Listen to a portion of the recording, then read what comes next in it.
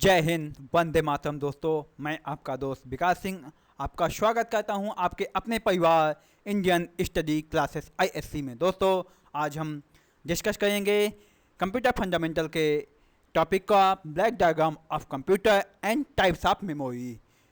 दोस्तों, आज हम बात करते हैं कंप्यूटर का ब्लॉक डायग्राम।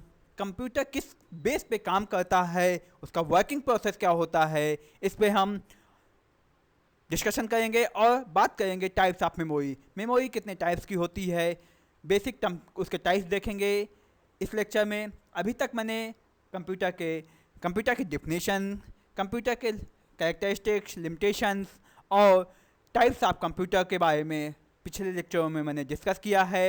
जो बच्चे नए हैं वह मेरे प्लेलिस्ट में जा कर के कंप्यूटर के पूरे वीडियो देख सकते हैं। अन्य वीडियोज भी पड़े हुए हैं अन्य विषय वस्तु से संबंधित। चलिए फिर हम अपने लेक्चर पे को कंटिन्यू करते हैं। Block diagram of computer. हम बात करते हैं block diagram of computer, basic component of a computer system. Block diagram के माध्यम से हम इसको समझते हैं। दोस्तों, इनपुट डिवाइस के माध्यम से हम डेटा, अनुदेशों और प्रोग्रामों को स्वीकार करना, मतलब कि हम कंप्यूटर को ये देते हैं जिससे कंप्यूटर इनको एक्सेप्ट करता है। ये बाइनरी कोड, मतलब बाइनरी लैंग्वेज में होते हैं, 0-1 के फॉर्म में होते हैं। बदले हुए कोड को कंप्यूटर सिस्टम में देते हैं और इसके अंतर्गत कीबोर्ड, माउस, जॉयस्टिक और लाइट पेन, स्कैनर, बारकोड, माइकर और पंच कार्ड रीडर आते हैं। इसके अंतर्गत जो इनपुट डिवाइसेस के बेसिक पार्ट होते हैं उनकी बात कर रहे हैं। इसके बाद सीपीयू में जब जाता है जिसे हम सेंट्रल प्रोसेसिंग यूनिट के नाम से जानते हैं। सेंट्रल प्रोसेसिंग यूनिट का अटैचमेंट के 3 पार्ट होते हैं: control unit, arithmetic logic unit और मेमोरी यूनिट। कंट्रोल यूनिट की बात करें, कंट्रोल यूनिट जो वर्क या प्रोसेस आपके कंप्यूटर के ब्रेन में होता है उनको कंट्रोल करता है। अर्थमेटिक और लॉजिक यूनिट की बात करें तो ये 2 यूनिट होती हैं आपके। अर्थमेटिक यूनिट क्या करता है, जो अंक गणिती या फिर मैथमेटिकल पोर्शन होता है, जो कैलकुलेशन होता है उसको परफॉर्म करता है। और लॉजिकल जो लॉजिकल वर्क होते हैं, किसी लॉजिक पे बेस्ड होते हैं, वो लॉजिक यूनिट उनको परफॉर्म करता है। बात करते हैं मेमोरी की। मेमोरी क्या करता है कि जैसे कभी भी हम कहें तो प्राइमरी मेमोरी, जो डेटा प्रोसेस होता है, तो प्राइमरी में जो डेटा सेव होता है उसका हम उपयोग करते हैं।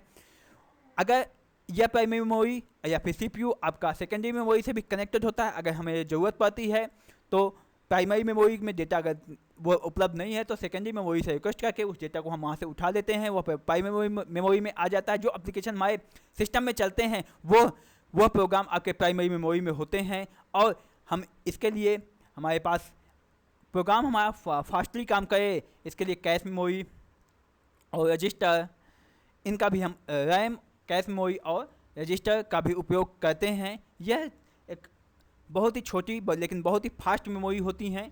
इनके बारे में हम आगे डिटेल में डिस्कशन करेंगे। आगे जब हमारा प्रोसेस वर्कआउट हो जाता है तो वह रिजल्ट के लिए या फिर आउटपुट जनरेट करने के लिए हमें आउटपुट जनरेट करता है और हमें आउटपुट देता है। यही 3 प्रोसेस हैं। सीपीयू का मेन काम होता है जहाँ पे arithmetic logic unit, control unit और मेमोरी यूनिट 3 यूनिट होती हैं जो अपने वर्कआउट को आसानी से परफॉर्म करती हैं और हमें आउटपुट जनरेट करती हैं। आगे चलते हैं हम इनपुट डिवाइसेस की बात करें। इनपुट डिवाइसेस वे डिवाइसेस होते हैं जिनके द्वारा हम अपने डेटा या निर्देशों को कंप्यूटर में इनपुट करते हैं।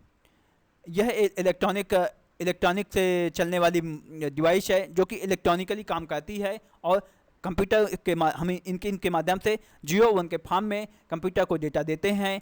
डेटा को हम डेटा या इंस्ट्रक्शन के फॉर्म में या प्रोग्राम के फॉर्म में हम इनको डेटा कंप्यूटर को उपलब्ध कराते हैं।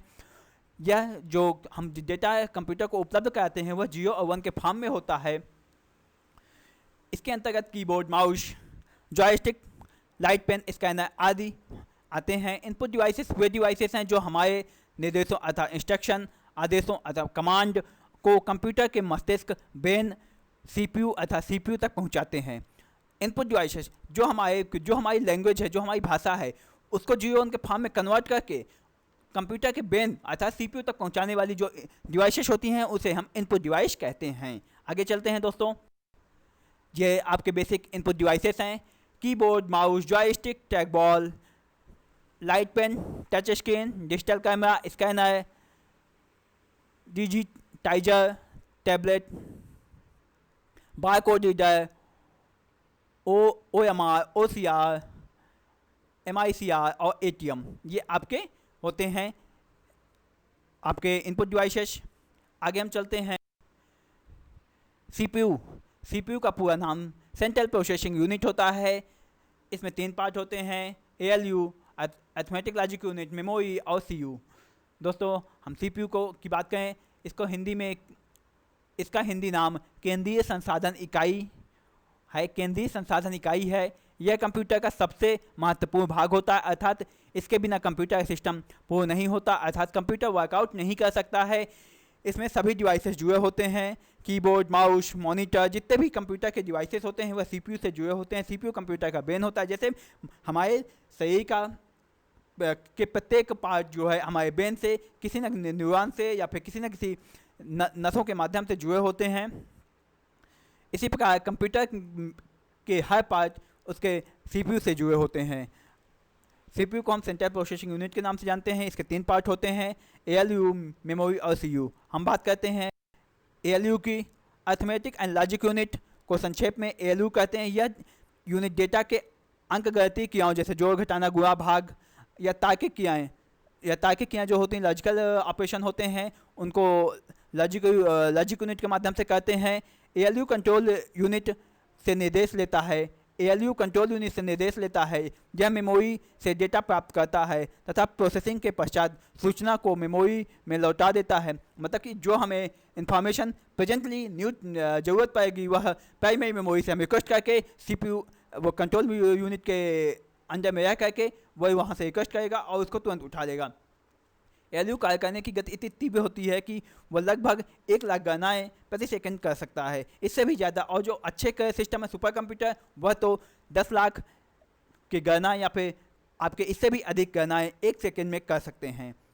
यह जो वर्कआउट परफॉर्म करते हैं वह 0 और 1 जो कंप्यूटर की भाषा होती है, हम जिसे बाइनरी कोड कहते हैं, उसमें यह काम करता है, उसमें यह वर्कआउट करता है। दोस्तों हम आगे चलते हैं।